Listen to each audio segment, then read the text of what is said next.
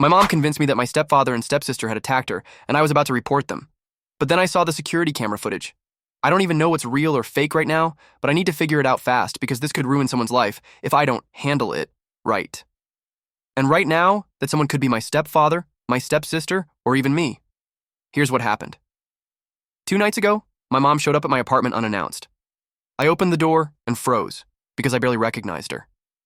She had a huge cut on her cheekbone, a split lip, and obvious bruises on her neck and shoulders. I immediately let her in and asked what happened. She was crying so hard that I could barely understand her at first, but then she spilled everything out in a rush. According to her, my stepfather attacked her during an argument. She said it started over something stupid and escalated really quickly. My stepsister, who I've always gotten along with, apparently talked back to her, insulted her, and disrespected her.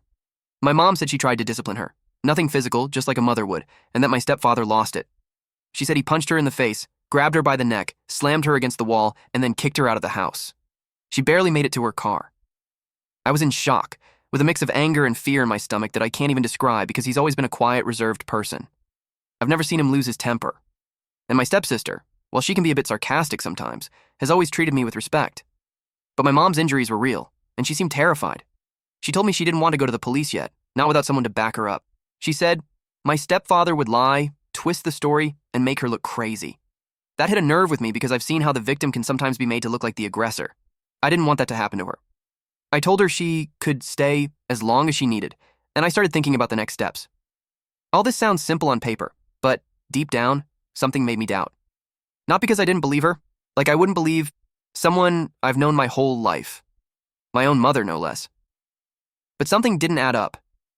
To give you some context, I'm 23 now, but I moved out when I was 19 because the atmosphere at home was always tense, though not abusive, at least as far as I knew. Still, I've seen my mom argue with everyone in her life. She tends to be controlling and explosive and doesn't handle disagreements well. Even when I was a teenager, I noticed how she could go from calm to screaming in 5 seconds if something didn't go her way. That's one of the reasons I left so young. But this, bruises, a split lip, accusations of being beaten by my stepfather and stepsister, was another level. I kept asking her if she had any proof. Not that I doubted her, but I wanted something to protect her if this turned into a legal matter. She said no, there was no video, no witnesses, nothing, just her word and the bruises. I asked to take photos of her injuries just in case, and she got uncomfortable and said no. That seemed strange.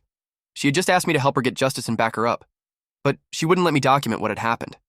She kept crying and telling me she had no one else. I stayed with her all night as she told me about years of supposed emotional torment she had endured from my stepfather, that he was always trying to turn her against my stepsister, that he was trying to isolate her little by little, that he was psychologically manipulating her and making her feel like she was crazy.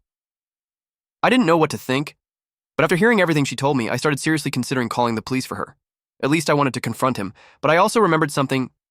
I'm not a lawyer, I don't work in the police, and false accusations can ruin lives just as much as real abuse. So I posted in a subreddit asking what I should do. Most people told me to be very careful and get some form of evidence before filing a report or confronting anyone. That's what made me hesitate, because I realized that, besides my mom's word and her injuries, I had nothing. And I also remembered something. My stepfather is obsessed with his Ring camera. He's always sending me silly clips of raccoons or neighborhood kids doing weird things. So I thought, okay, if something happened in front of the house or nearby, maybe there's a video. It was a long shot, but I had nothing to lose by trying. Since I used to live in that house, it wasn't a big deal, right? The next morning, I told my mom I was going to the supermarket. She seemed nervous, but she didn't say anything. In reality, I was on my way to her house. I had my phone ready to record everything, just in case things got out of control. I arrived at the house, and everything seemed normal. There were no signs of a fight. I rang the doorbell and prepared for a confrontation. To my surprise, my stepfather calmly opened the door. He didn't seem guilty or angry, just confused to see me there. I asked him what the hell had happened, why my mom was at my house with bruises, and why she said he had attacked her. He was in shock, and before he could say anything, my stepsister came downstairs and told me to come in. She asked if I was recording, and I said yes. She nodded and told me I needed to see something. But before she showed me anything, I told them both what my mom had said and asked them directly if it was true. My stepsister calmly led me to the living room, grabbed a laptop, and opened the Ring account. She just opened the files and said, "You need to see this before you say anything else." And I did. I watched the videos without knowing exactly what I was going to find, and I swear I felt like my soul was falling to the floor. The first clip was dated the night before the alleged incident. It showed my mom on the porch with a bag in her hand, yelling at someone off camera through the door. You couldn't clearly hear the words, but you could see her walking back and forth, waving her arms and kicking the bottom of the door. A few seconds later, the door opened, and my stepfather came out. He wasn't aggressive. He spoke calmly, even backing away a little as she approached him. You could clearly see his hands open, not threatening, even when my mom poked her finger in his chest over and over. Then my stepsister appeared. She came out with her cell phone in her hand, recording the interaction. My mom hadn't mentioned any of that. My stepsister didn't say much in the video. She stayed back, keeping her distance. At one point, my mom turned and started yelling at her, suddenly lunging as if she was going to snatch the cell phone out of her hand. My stepfather stepped between them with both hands raised. No hitting, no pushing. Finally, my mom turned around, stormed off, and the video ended with her walking down the driveway yelling something. You couldn't understand it, but she seemed furious, not terrified. Then they played a second clip from the next morning, around 6 a.m. That video was even worse. It showed my mom in front of her car parked across the street. She had a makeup mirror and was applying something to her neck. She took a small plastic box out of the trunk. Inside was special effects makeup or Halloween kits, whatever. You could clearly see her applying dark colors under her jaw and cheekbone. She looked at herself, blurred something, then went back to the mirror. And then she did something I still can't process. She was hurting herself. On purpose, completely out of it, she hit her head over and over. Not hard enough to knock herself down, but enough to make her skin turn red. Then she took a photo of her face, checked it, repeated it on the other side, and posed in front of the mirror. After about 15 minutes, she got in her car and drove off. I left that house in a daze. I didn't even say anything. I just grabbed my keys and drove back. All the way, I couldn't stop thinking about how close I was to ruining the reputation of two people, maybe even their lives, over a lie, over a story that wasn't just exaggerated but completely made up. I couldn't believe it. To tell the truth, I still can't believe it. I just kept hearing her crying in my apartment, telling me she had no one, begging me to believe her, and all the time she was using me. When I got back, I found her on the couch watching Netflix like nothing had happened. She paused the episode and asked if I had brought chips. I didn't say anything for a minute. Then I told her I had just come from her house. Her face changed. I told her I had seen everything, the ring recordings, the makeup, everything. She didn't say anything. She just sat there like a statue. Finally, she got up, went to my room, grabbed her bag, and said she would find another place to stay. She walked out the door, and I didn't follow her. I haven't heard from her since. I've talked to my stepfather since then, and he told me they're considering taking legal action, either a restraining order or even filing charges for defamation or false reporting. If the situation calls for it, I don't blame them. I've seen how easy it would have been for her to convince someone else that her story was real. All it would have taken was a little less doubt on my part, and I myself would have gone to their house with the police or something worse. I feel sick. I feel used, and now I'm stuck with this question. Should I help them take legal action against her, or should I stay out of it and let them handle it? There's something else, and I'm still processing it. I contacted an old friend of my mom's, someone who distanced herself from her years ago. I just wanted to know if something like this had happened before. She told me there were rumors that my mom had made similar claims during her previous marriage, that she had told different versions of the same story of abuse to different people. The timelines didn't match up, and some people stopped talking to her because of it. I don't know what to do with that information yet. I don't even know who my mom is at this point. All I know is that I need time, and I need to figure out what kind of amends I owe my stepfather and my stepsister. Because even though I didn't file charges or go to the police, I believed her, and I was about to turn that belief into action. I'll write again when I'm clear on what steps to take. Edit. My father divorced her years ago when I was a kid. I never knew they had a complicated divorce or that he tried to accuse her. He never spoke badly about her. Although now I'm starting to think it was because he wasn't trying to get me involved in this mess. However, now I know. Update 1. Right after my mom left my apartment, I sent a message to my stepfather to tell him she wasn't there anymore. I also told him I wanted to come back to his house in a few days to talk, which I did. When I arrived, the atmosphere was tense. It was my stepsister who let me in, but she didn't say anything. She just went back to the kitchen and sat down as if she hadn't seen me. My stepfather eventually came in, sat across from me, and put his cell phone on the table. For a second, I thought he was going to show me another video. Instead, he just looked at me and said that more things had happened with my mom. Apparently, the day after my mom left their house, she called his work. She made a complaint to try and hurt him. She told Human Resources that he was violent, that he had a history of domestic abuse, which we already know was false, and that his teenage daughter was afraid to live under his roof. She sent them photos, the same ones I now know she faked, and demanded that they take action, or she would go to the media. A call like that could have destroyed him immediately. Luckily, his employer didn't react without thinking. They did an internal review and called him to hear his side. He was able to present the Ring camera videos and back everything up with dates and recordings. Still, he told me that Human Resources was clear. If they hadn't had those videos, there would have been an automatic suspension while they investigated. I asked him if he thought she wanted to ruin him, and if so, why she hated him so much. He said no. He thought she wanted to provoke a reaction either from me, from him, or from his daughter. She wanted control, and when she didn't get it, she resorted to the next manipulative tactic. He even said he expected her to show up again with fake tears in her eyes, pretending that everything had been an emotional breakdown. That's how she's always operated. She twists everything, blames others, rewrites history, and expects everyone to follow the script. But this time she went too far. My stepsister eventually joined the conversation. She told me she was considering filing a restraining order, not only for her father's safety, but for her own. She said she had gone back to therapy because of all this. I tried calling my mom, but she didn't answer. I wanted to know what she was doing, maybe keeping tabs to make sure she didn't do anything weird again. What did happen later, about 2 hours later, was that I received a text message from her, but from an unknown number. It was just a complaint, saying she was disappointed in me that I had chosen them over her. After that, I started warning people. I contacted some relatives, cousins, aunts, people she might try to tell her side of the story to. I was direct. I told them I had seen proof that the accusations weren't true, that she faked everything, and that she didn't have permission to speak on my behalf ever again.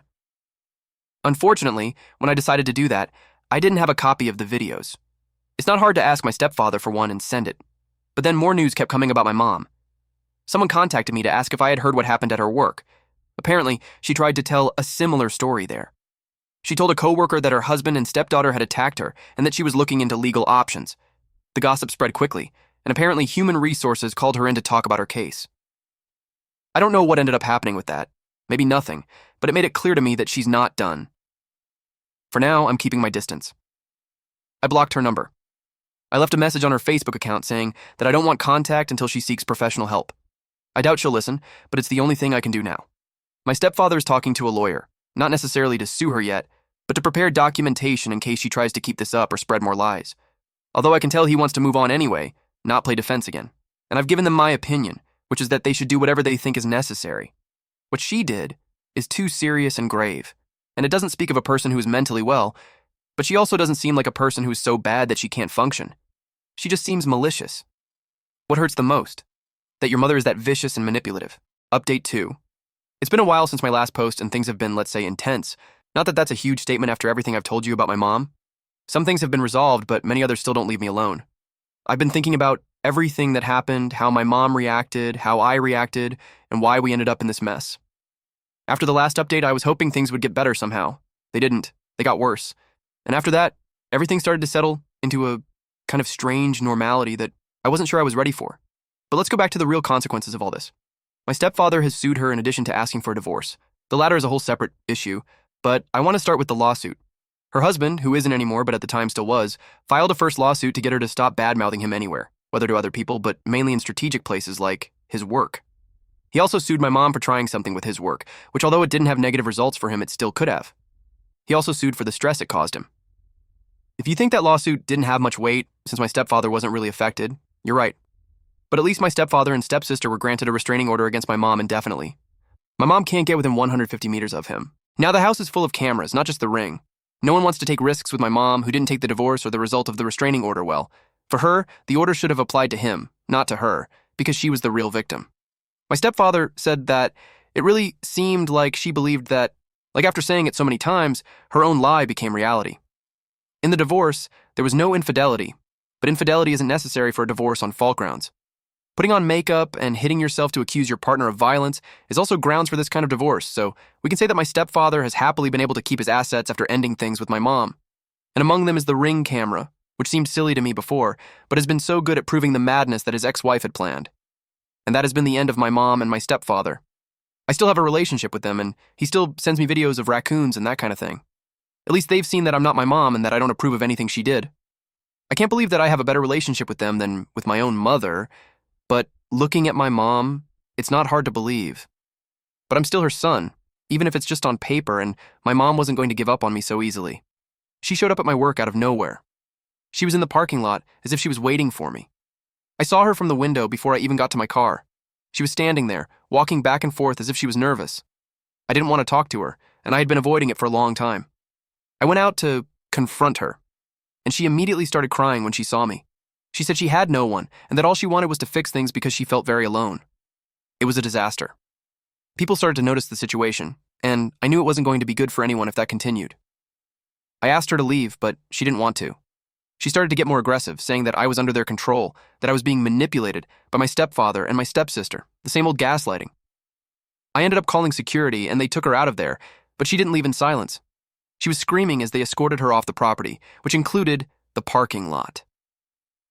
They left her standing there on the sidewalk while she continued to scream, but I got in the car and went back to my house. I don't know what she did after that, but security at the place already knows her face. That night I was thinking that now that my mom doesn't have my stepfather, she's capable of dragging me into her drama. I don't know how long it can be before she tries the same thing she did with my stepfather, and it's likely that I won't be so lucky as to have a raccoon camera pointing at her. The next morning was when I called my lawyer and filed the application for the restraining order. The lawyer helped me gather everything we needed, the text messages, the emails, the video from my security camera, and from my workplace. We had more than enough evidence. Once the order was issued, my mom had no choice but to leave me alone. Whether she will or not will depend on her desire to face legal problems. At this point, all that's missing is for the raccoons that my stepfather records with his camera to file a restraining order. But so far, I haven't heard that my mom has done anything bad to these creatures. But it's still early, we're only in July. There are still many months left to break the record for most restraining orders in a year. Edit.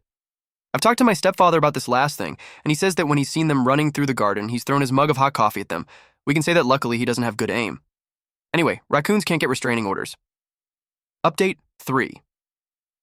My stepsister has gotten angry with my mom because for some time she has made several posts talking badly about her father, although without mentioning him. The usual thing to avoid breaking a restraining order, but enough to understand who she is talking about. So my stepsister posted the video of her putting on makeup and hitting her face and head, and with that came an avalanche of jokes towards my mom. There were also very serious comments in my stepsister's post, and in my mom's, from people who knew my mom, but who didn't know anything about this. In addition, there were some consequences for her, but I will leave that for later. The best thing was the jokes to my mom. I want this to be the happiest update I have made because the previous ones were very serious. A friend of my stepsister called her pretending to be a representative of a makeup brand, and this woman, because I feel sorry and ashamed to call her my mother, believed it. How do we know she believed it? And that she wasn't just playing along? She showed up at the cafe on the exact day and time she had been cited to talk about her alleged contract, and arrived made up, according to the indications of the prankster. Yes, there are photos of that, and it is very funny to see her made up as if she were going to go out to model. It was not a makeup that a woman would normally wear, but one much more accentuated and exaggerated. I have laughed like you can't imagine.